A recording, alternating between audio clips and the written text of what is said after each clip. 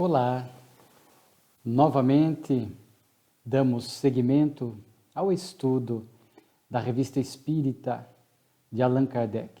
Sempre muito feliz por poder compartilhar com vocês que têm me acompanhado nas redes sociais, no YouTube, no Facebook, para que possamos juntos, estudando esta obra extraordinária de Kardec. Infelizmente, ainda são poucos no movimento espírita que conhecem a revista. E aqui estamos com essa modesta tarefa para divulgar essa tarefa extraordinária do codificador. Hoje, o mês de abril de 1861. São 10 artigos que compõem a revista espírita. Já estamos sentindo saudade, do boletim da Sociedade Parisiense, conforme comentamos, encerrou no mês de fevereiro de 61. Então, começou em julho de 59 e foi até fevereiro de 61. 20 meses de boletins da Sociedade Parisiense. Estão lá. Fizeram parte dos nossos vídeos, estão na revista para que vocês possam estudar. Mas seguimos com artigos também importantes para o aprimoramento do nosso conhecimento doutrinário. E eu sempre digo, estudar a revista espírita é buscar um pouco da alma do codificador. É quase que se fosse uma autobiografia de Kardec, a revista espírita. Então, vamos aqui, inclusive hoje, vamos nos deparar com diversos textos de Kardec que sempre revelam a sua grandeza, revelam que nós estamos diante de um espírito superior. É interessante que os 3 artigos iniciais da revista têm uma característica em comum. Allan Kardec vai estar se referindo a jornalistas ou escritores que fizeram referência ao espiritismo. O primeiro, chamado aqui mais uma palavra sobre o Senhor Deschanel.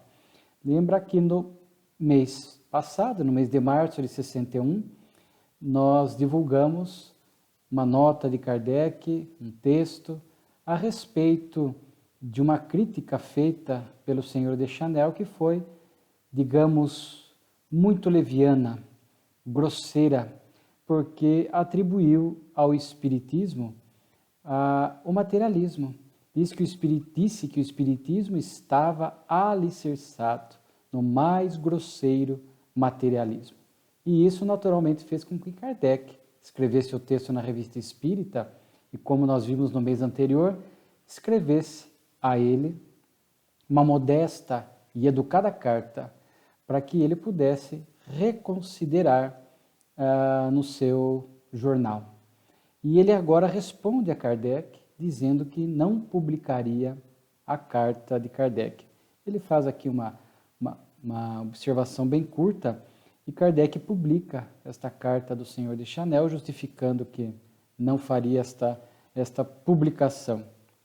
E Kardec aqui traça mais algumas considerações, dizendo que esperava mais lealdade, que a sua carta fosse publicada, para que pudesse retirar o equívoco que ele havia inserido nos textos. Kardec diz, até porque é assim, no tocante a nos acusar de professar e propagar as mesmas doutrinas que combatemos, como subversivas da ordem social e da moral pública. Não abusávamos do direito de resposta, desde que em troca de 24 colunas, que foi o tamanho da leviandade do Senhor Deschanel, só pedíamos 30 ou 40 linhas de retratação. Kardec comenta aqui no final, é um artigo curto, que numa situação semelhante, houve um artigo publicado pelo padre Chesney, e ele havia atacado o espiritismo, dizendo que a Sociedade Parisiense era uma seita religiosa com cultos e sacerdotes, e Kardec protestou contra esta ideia equivocada e escreveu um artigo inteiro, inclusive está lá na Revista Espírita, e o jornal que havia publicado esse texto do padre Chesnel ele publicou o texto de Kardec, mesmo longo, explicando o porquê que a sociedade parisiense não podia ser comparada a uma seita religiosa, né? E aqui o Kardec finaliza demonstrando a sua polidez, né? Se não fosse uma questão de direito, seria sempre uma questão de lealdade. Reserva seu direito de ataque sem admitir a defesa. É um meio fácil de fazer aos leitores crer que ele tem razão. Então, o que a gente observa aqui nesse texto de Kardec, repetindo, né, que já havia feito em março de 61, nós notamos aqui a indignação de Kardec. E nós podemos nos indignar com determinada situação. A indignação é uma emoção, nós diríamos, natural, diante de algum fato, diante de algum acontecimento que nós não concordamos.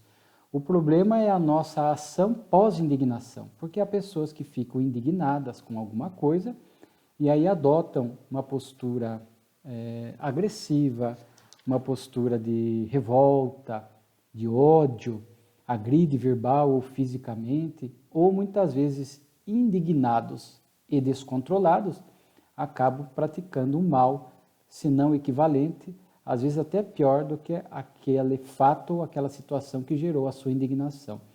Então, o homem de bem pode indignar-se diante de uma situação, diante de um crime que acontece, diante de uma injustiça que ele vê, naturalmente, diante de uma cena, ele pode indignar-se. Indignar-se é dizer que não está de acordo com aquela situação, mas não justifica aí a nossa perda de serenidade, de equilíbrio. Há meios equilibrados de externar e lidar com a nossa indignação.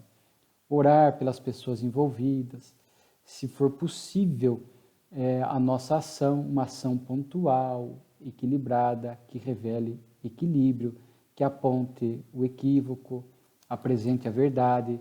Então, hoje em rede social é muito comum as pessoas se indignarem com determinadas notícias e fazem os seus comentários chulos, agressivos, realmente textos assim profundamente perturbados que revelam a perturbação daquele que escreveu.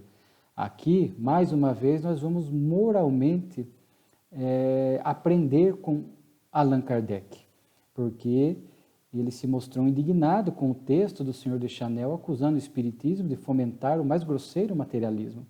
E fez uma carta pedindo que fosse publicado para retificar esse ponto, e o Senhor de Chanel ainda faz aqui uma justificativa falha, infundada, para não publicar este pedido de Kardec, este texto de Kardec. Então, aqui Kardec está simplesmente de forma muito educada, sem atacar, sem revidar, sem ofensa, sem ódio, sem descontrole emocional, manifestar a sua indignação, apresentando para o leitor da Revista Espírita os fatos como eles genuinamente se deram, sem inventar, sem aumentar, sem diminuir, simplesmente vemos Kardec comprometido com a verdade. Isso, para nós, nesses tempos de hoje, de polarização de ideias nas redes sociais, ou de tempos em que vemos tantas notícias ruins em áreas diversas. Temos hoje, né, este vídeo está sendo gravado em maio de 2021, faço o registro porque fica aí para a posteridade nas redes sociais. Estamos vivendo pandemia, problemas na área da saúde, criminalidades aqui, violência doméstica, preconceitos, etc. Então, nós vamos nos deparar com situações em que nós vamos ficar indignados, porque já não mais concordamos com aquele tom, com aquela conduta. Mas isso não significa que nós temos o direito de perder o equilíbrio e sair destilando o nosso descontrole, a nossa inferioridade moral. Indignar-se com equilíbrio. Agir diante de uma indignação de forma serena, fiel aos princípios do bem, aos princípios do Cristo, de forma que este texto aparentemente simples revela uma virtude do codificador que merece ser por nós analisada e vivenciada. Logo em seguida, Allan Kardec continua ainda, conforme nós falamos, nessa linha, ele vai falar o Senhor Louis Jourdain e o livro dos Espíritos. E aí ele diz, já que estamos falando dos jornalistas, a propósito do Espiritismo, né, ele diz que vai citar aqui, para opor a opinião do Senhor de Chanel e outros, a de um escritor, que é o Senhor Louis Jourdain, escritor que tinha uma grande estima, uma grande influência naquela época, que escreve um texto elogiando o Livro dos Espíritos. Kardec diz que os elogios não se dirigem à nossa pessoa, ou pelo menos não os tomamos para nós e reportamos a honra nos guias espirituais que bondosamente nos dirigem. Aceitamos os elogios não como indício de nosso valor pessoal, mas como uma consagração da obra que empreendemos e que, com a ajuda de Deus, esperamos levar a bom termo. Então, mais uma vez, a virtude de Kardec, a humildade. Ele sabia que ele tem o mérito de ser o codificador, é claro, mas a verdade, a revelação, veio da espiritualidade superior. Então, Kardec sabia que a informação fluía de lá para cá, né? E, claro, repito, sua tarefa teve valor, mas ele sabe que o maior mérito vinha dessa equipe enorme no mundo espiritual, trazendo esta verdade de lá para cá. Ele fala, né, que o Sr. Jourdain havia publicado esse artigo de elogio, veja que era para fazer um contraponto ao Sr. de Chanel, que se há escritores e jornalistas que atacam levianamente o espiritismo, também há jornalistas e escritores que simpatizam-se com a ideia espírita e escrevem coisas equilibradas. Embora, como diz Kardec, ele não tenha estudado tanto o espiritismo, não era espírita, o Sr. Louis Jourdain, em alguns pontos fica vago, mas pelo menos ele é honesto em expressar a sua simpatia com algumas ideias.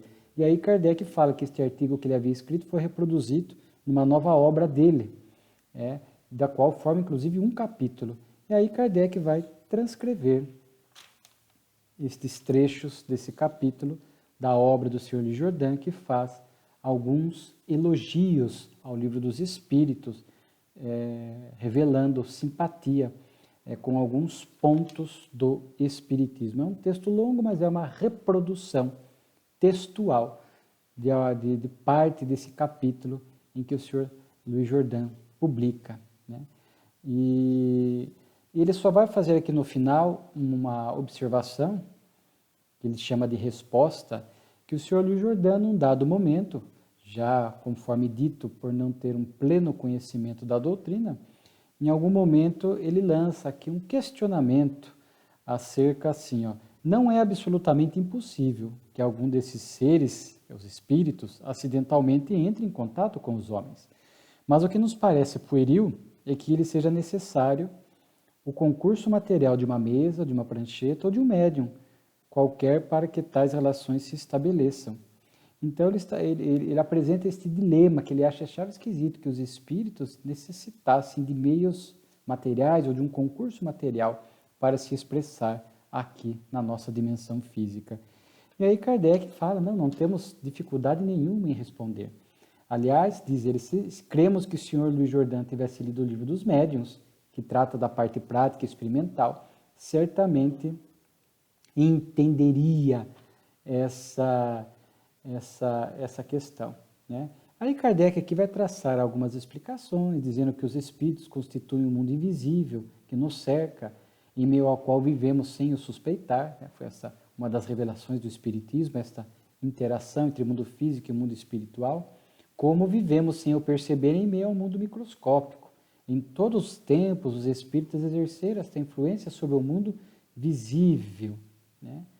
E daí Kardec vai entrar na linha da inspiração, né? Mas essas inspirações que ocorrem pela transmissão do pensamento são ocultas e não deixam qualquer traço material.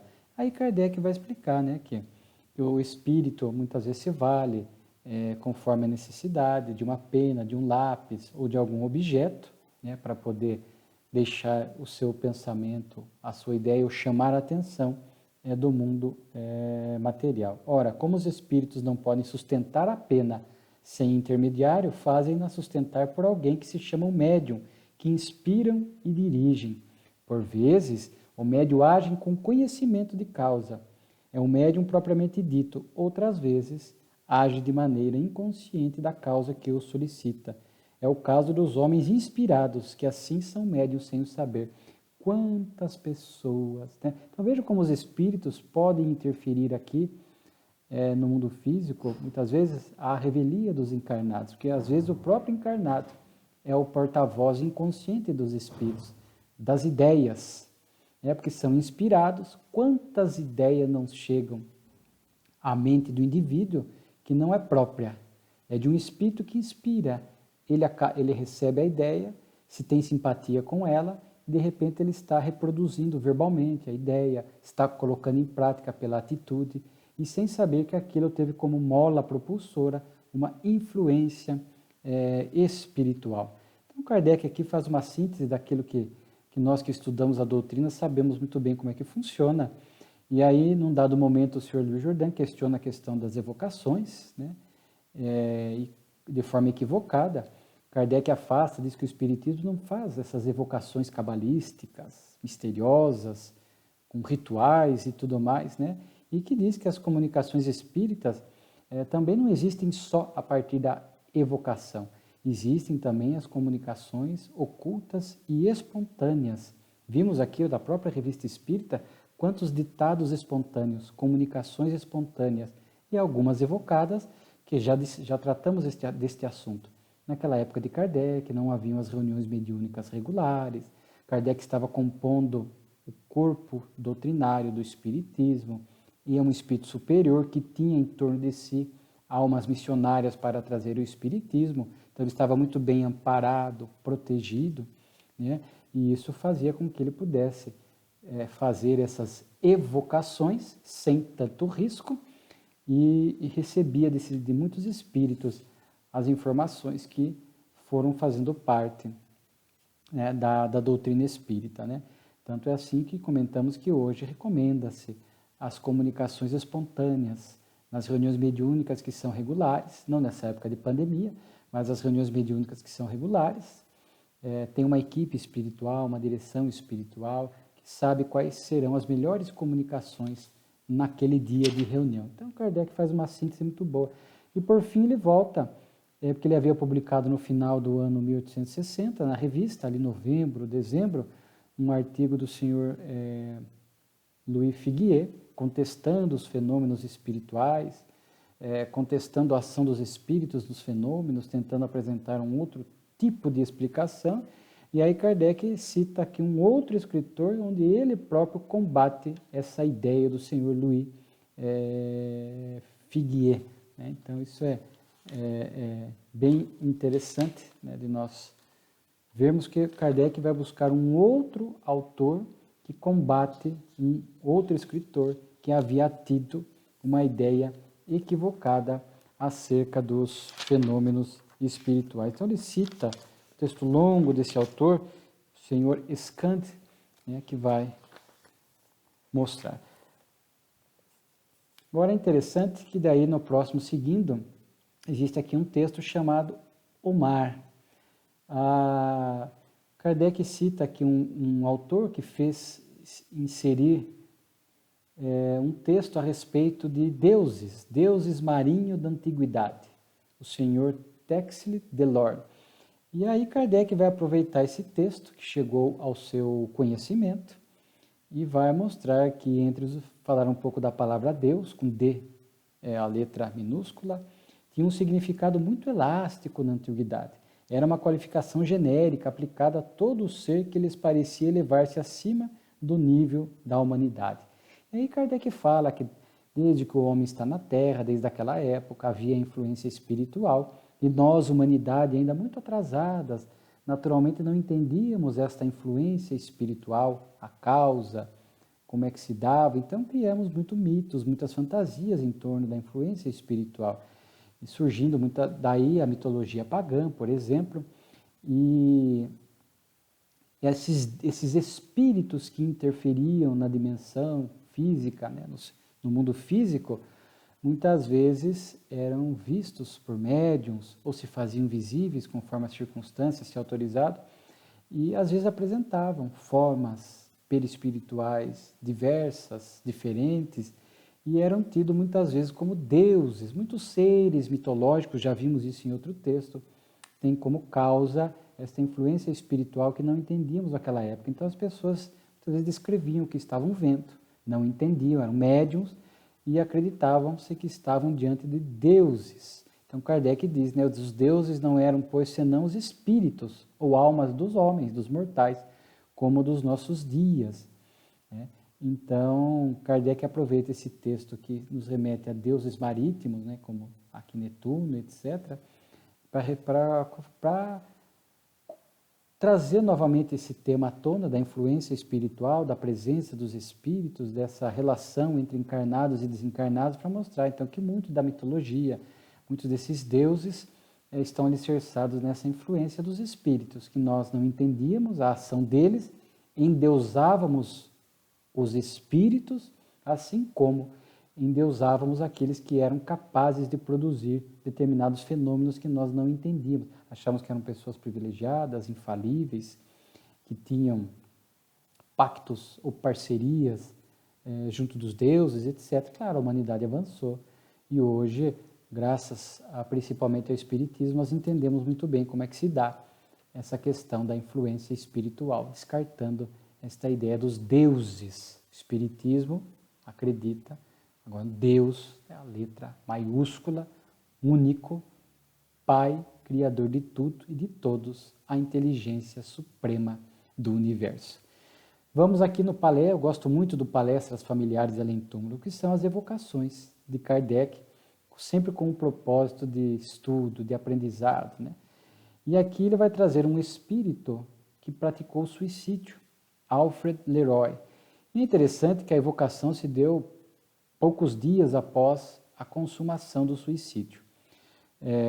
Na verdade, Kardec viu a notícia num jornal, muitas vezes Kardec usava desse expediente, tomava contato com alguma notícia, com algum fato verídico através de jornal, e se ele achava que era interessante, ele trazia para a sociedade parisiense, fazia a evocação para extrair as venerandas lições. E ele então vai evocar essa pessoa que ele leu, que foi encontrado morto, né? E daí ele faz a evocação.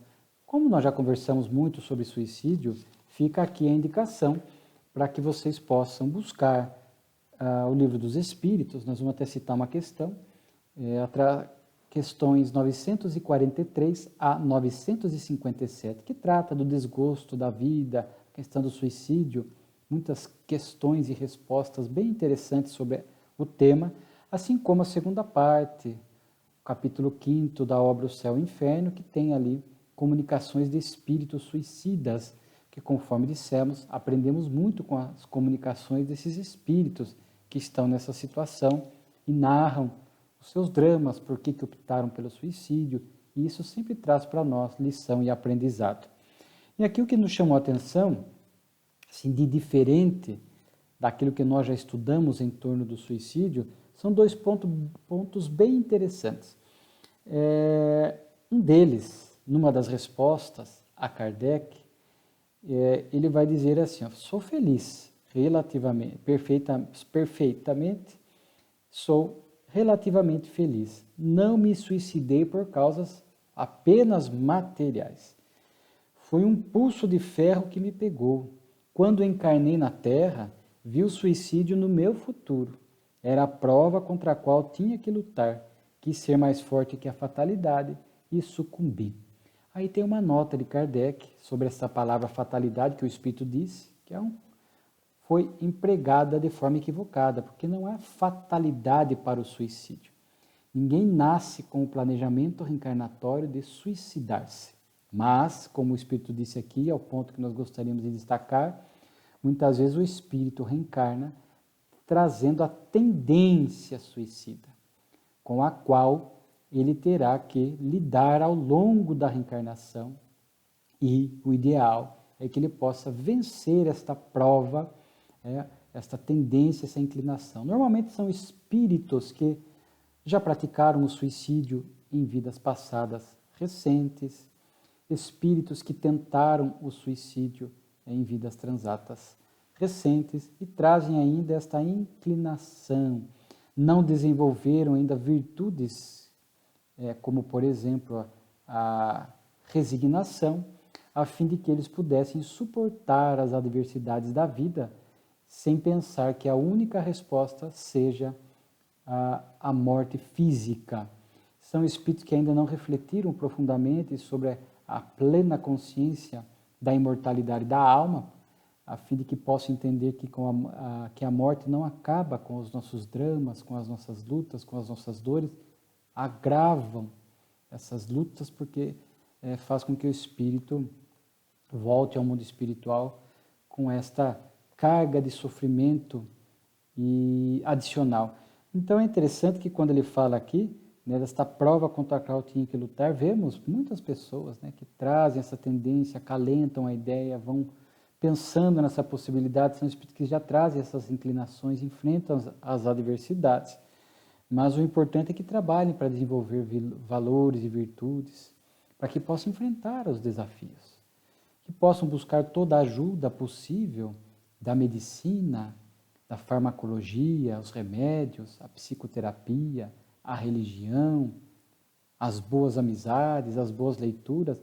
A vida na Terra nos apresenta ferramentas para que possamos lidar contra a ideia suicídio. Há o livro do nosso querido André Trigueiro que fala que 90% dos suicídios estão associados às questões de doença mental, depressão, ansiedade, pânico, esquizofrenia, que são diagnosticáveis e tratáveis. Então as pessoas vão deixando de lado, às vezes vai surgindo esta ideia, às vezes se manifesta como uma tristeza que fica, e a gente não dá bola, um desgosto pela vida, uma vontade mais de não sair da cama, que vai se repetindo, vai se tornando mais frequente, é um desânimo para realizar as tarefas habituais do cotidiano, um dia ou outro passageiro, ok, uma tristeza passageira, ok. O problema é quando isso vai se tornando mais frequente, mais intenso, e a gente não vai prestando atenção e não busca ajuda. E isso faz com que mais à frente possa se transformar numa opção pelo suicídio. Então, muito cuidado, porque muitos trazem esta tendência ao suicídio, tendência a fugir da vida, tendência, diante dos obstáculos, optar por esta via que parece mais fácil, mas não é.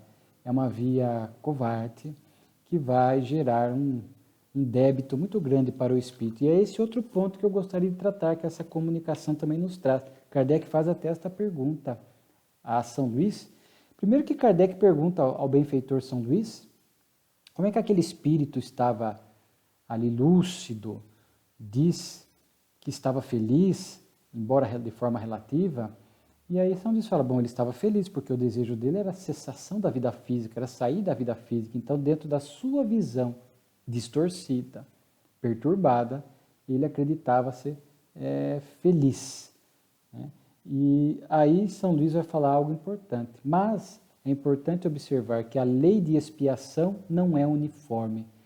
E isso nos remete à questão 953b do Livro dos Espíritos, quando os benfeitores vão falar das consequências do suicídio, que não é igual. Muitas vezes nós espíritas querendo padronizar as consequências do suicídio. E aqui os espíritos falam, gerará uma expiação proporcional à gravidade da falta, segundo as circunstâncias. E na questão 957, quais são as consequências do suicídio sobre o espírito? As consequências são muito diversas. Não há penalidade fixadas. E daí há uma nota de Kardec muito, muito interessante também sobre o tema. E São Luís afirmando, porque muitas coisas podem acontecer com o suicida. A gente sempre fala, não, o suicida vai para o Vale dos Suicidas, retratado naquela memorável obra de Ivone do Amaral Pereira, Memórias de um Suicida, onde ela vai descrever esta região, onde alguns suicidas se agrupam por similaridade de situação. Enfim, a gente acha que todo suicida vai para aquela ou para uma região equivalente, porque a gente sabe que não existe uma única região no mundo espiritual para toda a humanidade parecida com essa questão do Vale dos Suicidas. Então, há muitas regiões espalhadas pela Terra que atendem a essa mesma finalidade do Vale dos Suicidas, que atendem uma finalidade. Quem estuda a obra sabe que os espíritos que vão para lá, eles estão ali, claro, em sofrimento, porque todo suicídio gera sofrimento, mas não é padronizado. Mas está ali sob o cuidado de espíritos que trabalham naquela área delimitada e estão, portanto, recebendo essa ajuda espiritual especializada. Não falta socorro espiritual a ninguém, é verdade. Mas a gente acha que todo mundo que pratica o suicídio, são várias coisas, pode ficar preso ao corpo físico, vendo a decomposição do corpo, como alguns narram. Eles podem ficar presos não ao corpo, mas ao ambiente terrestre, aqui a terra, as regiões umbralinas. Eles podem ir para essas regiões equivalentes ao Vale do Suicida. Pode acontecer. Há casos em que eles, de acordo com as particularidades, a maior ou menor gravidade, os méritos desse espírito, que nem todos, a gente fala que o suicida não tem mérito nenhum, não praticou nada de bom ao longo da reencarnação, às vezes os suicidas têm méritos, têm pontos positivos, embora tenha feito a opção pelo suicídio. Isso é levado em conta, são circunstâncias. Cada espírito tem os seus acertos e desacertos. Há suicídios que são mais graves e menos graves. Vimos aquele caso já na Revista Espírita do pai que se matou para evitar que o filho fosse convocado à guerra. Então, vê que é uma circunstância diferente, mas o erro é sempre um erro. Então, muito lúcida essa observação do Espírito São Luís, que não há como padronizar. Há espíritos que, o fato é que assumem débitos. Por exemplo, a pessoa fala, não, vai reencarnar, a próxima reencarnação vai ser sempre num corpo lesado, biologicamente falando. Nem sempre, muitas vezes sim, mas não podemos padronizar. Nós vemos o caso da própria Ivone do Amaral Pereira, ex-suicida, que estava num corpo que não tinha nenhuma lesão por conta do suicídio praticado. Então, há outras formas de se libertar do equívoco do suicídio, mas tudo isso a lei de Deus, que é justa, perfeita, vai criar uma resposta, uma expiação, como diz aqui o Livro dos Espíritos, proporcional à gravidade da falta, segundo as circunstâncias, não só circunstâncias que envolveram o suicídio, mas as circunstâncias individuais de cada um, a questão dos méritos e deméritos que o espírito traz. Então é muito importante, nós não queremos apresentar uma penalidade ou uma regra patronizada para o suicídio. Mas a visão espírita nessa área é sempre um alento, porque sempre será uma expiação que vai passar, passageiro, um sofrimento passageiro. Não há sofrimento eterno, como algumas religiões acreditam, para o suicídio, e que seria para as famílias que vivenciam esse tipo de luto, realmente uma dor imensa. Então, o Espiritismo, mais uma vez, demonstra aí o seu lado consolador, para mostrar que, por mais que a pessoa tenha praticado o suicídio, o amor de Deus é imenso e vai dar oportunidades a todos para a reabilitação. Depois nós temos mais uma comunicação de Jules Michel, também morreu aos 14 anos, evocado 8 dias depois da morte, e naturalmente aqui é um tipo de comunicação onde a gente vai perceber que o espírito ainda trazia uma determinada confusão mental, não entendendo ainda muito bem o que estava acontecendo com ele. Ora ele questiona, mas eu estou morto? Ora ele demonstra que sabe que está morto? Então há dúvida ainda para entender melhor aquela situação que ele estava vivenciando. Vejo uma grande caridade, meus pés não tocam o solo, deslizo, vejo figuras brilhantes e outras envoltas em branco, pressionam-me, me rodeiam, uns me sorriem, outros me colocam medo. Aí Kardec pergunta, você vê os seus parentes encarnados, sua mãe? Vejo minha mãe, meu irmão, minha mãe chora muito. Como fazer então para consolar? Gostaria de falar como vos falo, falar a ela como vos falo, peço que falais de mim. Vedes o corpo? Sim, vejo-o deitado todo duro, contudo não estou naquele buraco da sepultura, então não ficou retido ali, né? Então é bem interessante isso.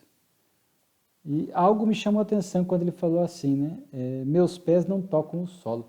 Eu lembrei-me do nosso querido confrade José Raul Teixeira, que quando descreve a mediunidade, que desde tenra idade aflorou nele, né? Ele via os espíritos, e ele via de uma forma tão viva que ele confundia com os encarnados. Ele não sabia se estava falando com o espírito ou com um encarnado. E aí a mãe dele falava para ele, olha para os pés, meu filho, porque se estiver flutuando um pouquinho, é espírito, se estiver com os pés no chão, é encarnado. Eu vi aqui com o espírito, meus pés não tocam o solo.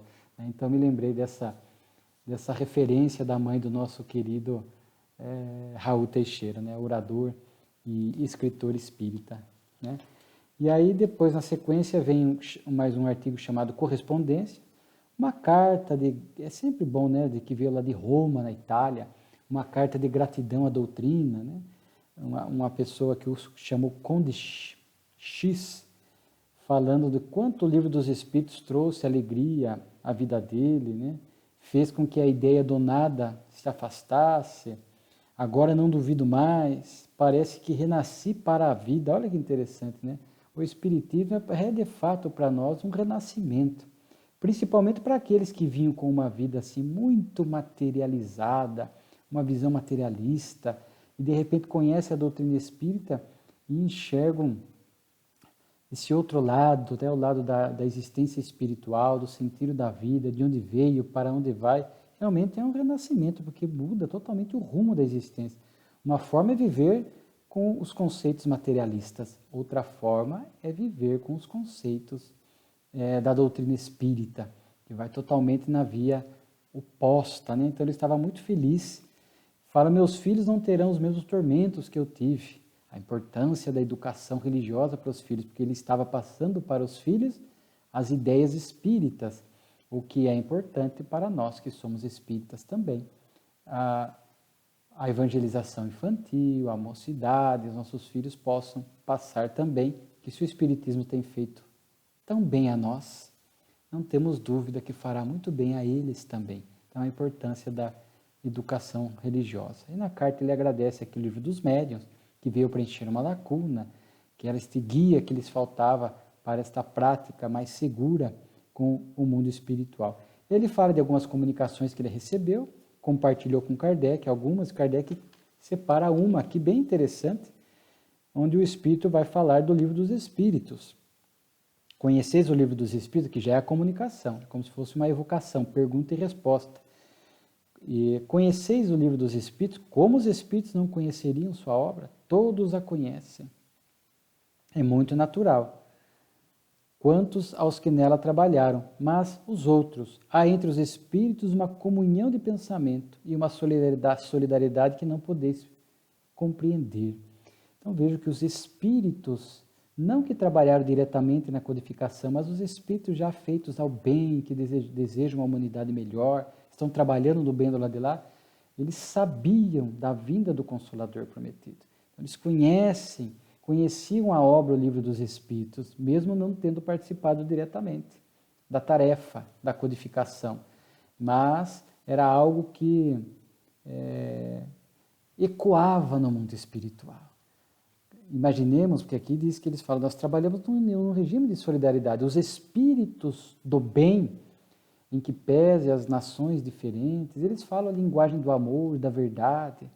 Então, algo do porte da doutrina, a terceira revelação vindo para a Terra, é claro que todos os espíritos vinculados ao bem, de alguma forma, tomaram conhecimento desse trabalho, desta obra que estava vindo para a Terra. Então, é isso que eles estão falando, né?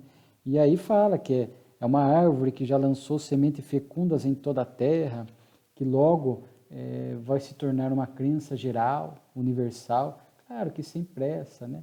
Mas daí é perguntar, mas há homens que jamais o serão nesta vida,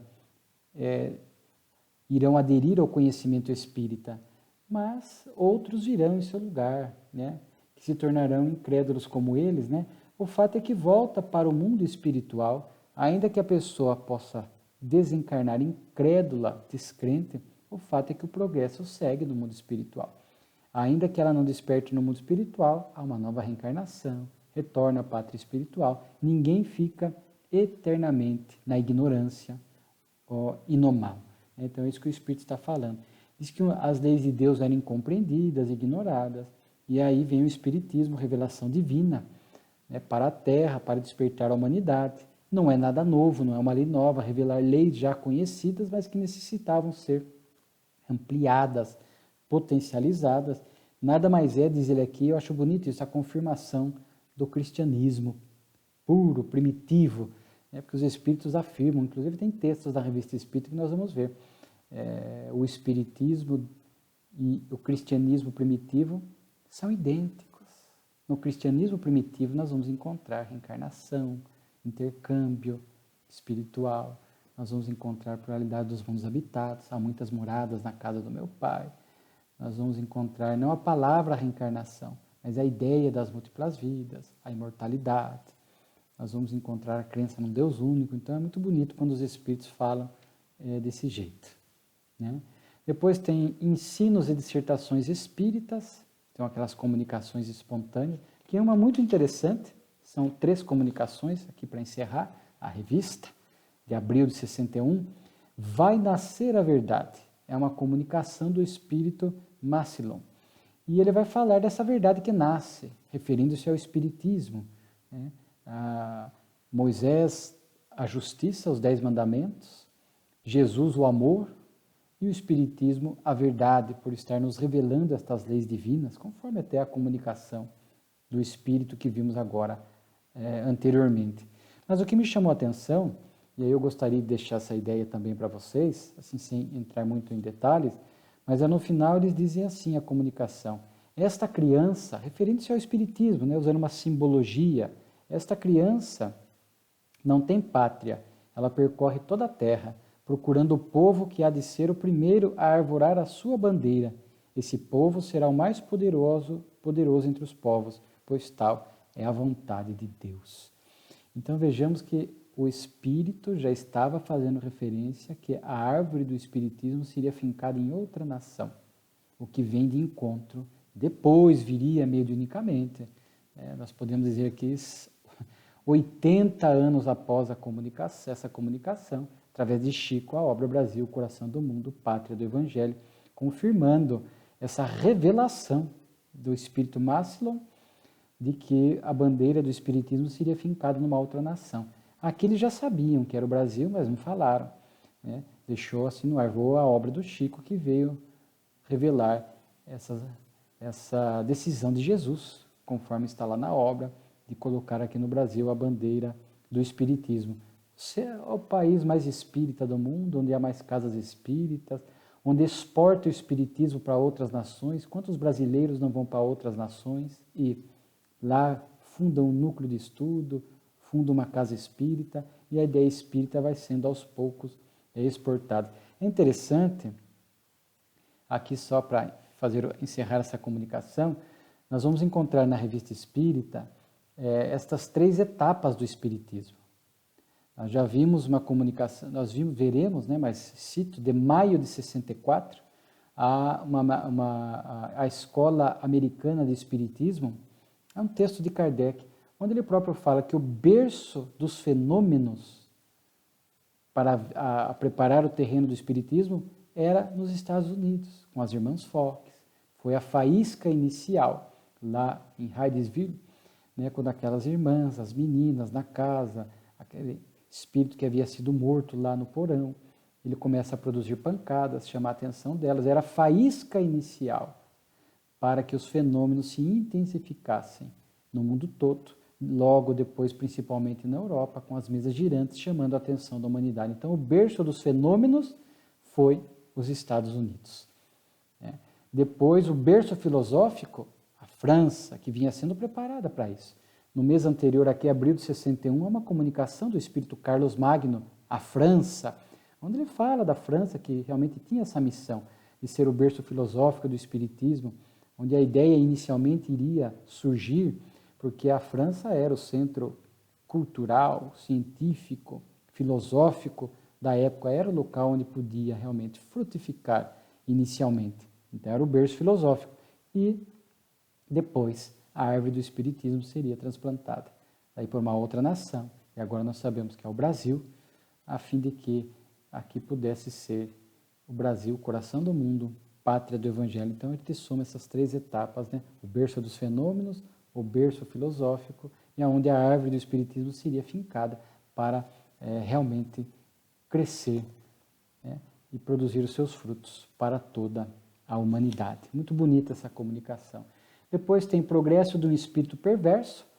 Aqui há uma comunicação, inclusive declara, que nós vimos, né, na Revista Espírita de dezembro de 60, que está na obra O Céu e o Inferno, espíritos sofredores, que era um espírito muito egoísta, que realmente não praticava a caridade, abusou da beleza e da fortuna, e naquele contexto não apresentava nenhum tipo de arrependimento. E agora, alguns meses depois, ela manda uma comunicação já se mostrando mais arrependida, né, demonstrando já que reconhecia o erro, e isso abria para ela, espírito, para uma nova oportunidade, realmente de novos aprendizados, etc. Então, a doutrina espírita nos ensina que o progresso se dá também no mundo espiritual. Muitos espíritos que aproveitam as oportunidades do mundo espiritual, a ajuda espiritual, e acabam refletindo, livre da influência do corpo, a influência da matéria. Há inclusive uma mensagem que veremos mais adiante, que fala que o progresso pode se dar de forma mais efetiva no mundo espiritual, porque lá não há este atrativo da matéria que tanto prejudica a caminhada do espírito, né? Então, essa Clara agora dá uma comunicação, na obra O Céu e o Inferno está, repito, lá como Claire, e agora a gente tem aqui uma comunicação curta dela, já demonstrando um espírito que já estava começando a tomar consciência da sua situação, percebendo os equívocos, e o que seria muito útil, que a hora que se arrepende, abre-se novas etapas de aprendizado para o espírito, né? Isso é muito, muito importante. E por fim, a última comunicação, da inveja nos médiuns, né? Do espírito, nome interessante, Luz. Fica aqui a referência para que vocês possam ler, onde a comunicação vai falar do egoísmo, do orgulho, e vai falar aqui da inveja e do ciúme, embora inveja e ciúme não são a mesma coisa, né? Normalmente o ciúme está ligado às relações pessoais, a inveja mais às questões materiais.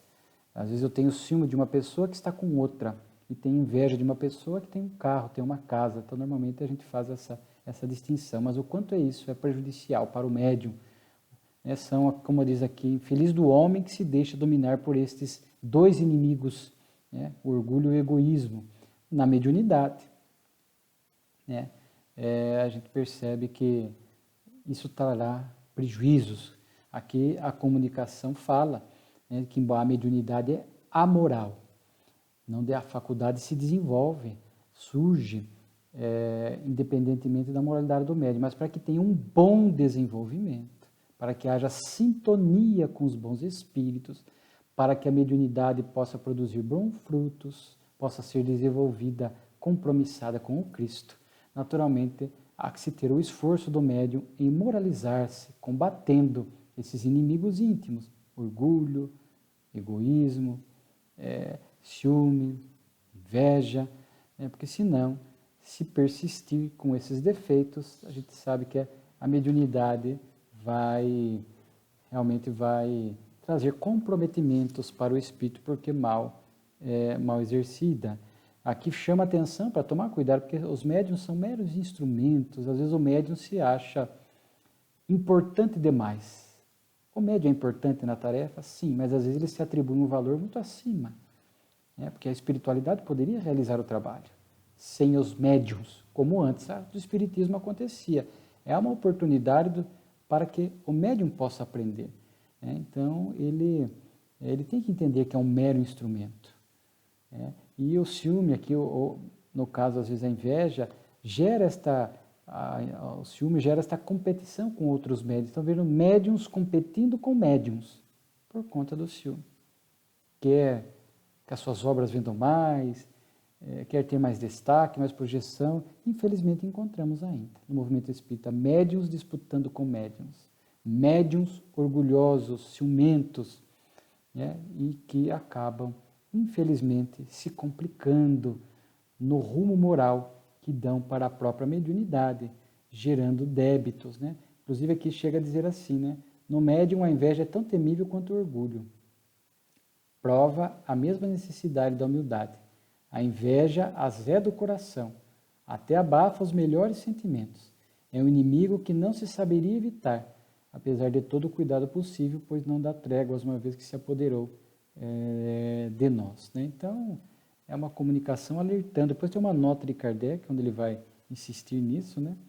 E vai falar realmente a importância dos bons valores, do esforço do médium, da moralização do médium, justamente para que ele possa atrair a simpatia e estabelecer a sintonia com os bons espíritos. Então, tomemos cuidado. Claro que os defeitos morais sempre afetam as nossas vidas.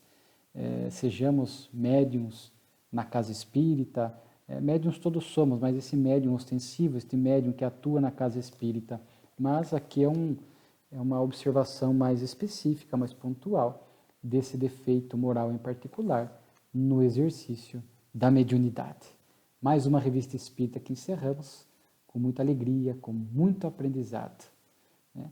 E desejando a todos vocês que nos acompanham muita paz, que sigamos estudando Kardec, que sigamos sempre fiel a Jesus e ao nobre codificador.